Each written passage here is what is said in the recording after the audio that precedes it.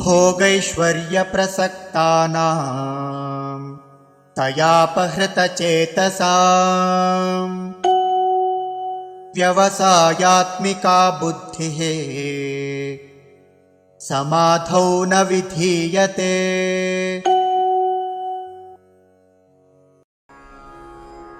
भोग ऐश्वर्य प्रसक्तानां तया अपहृत चेतसां व्यवसाय आत्मिका बुद्धिः समाधौ न विधीयते।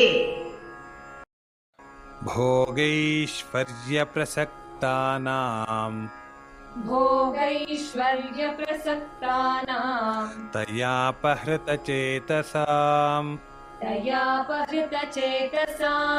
व्यवसायात्मिका बुद्धिः समाधौ न विधीयते।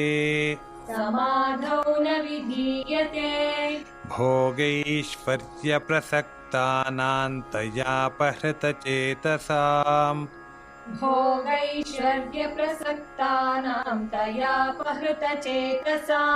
व्यवसायात्मिका बुद्धिः समाधौ न विधीयते।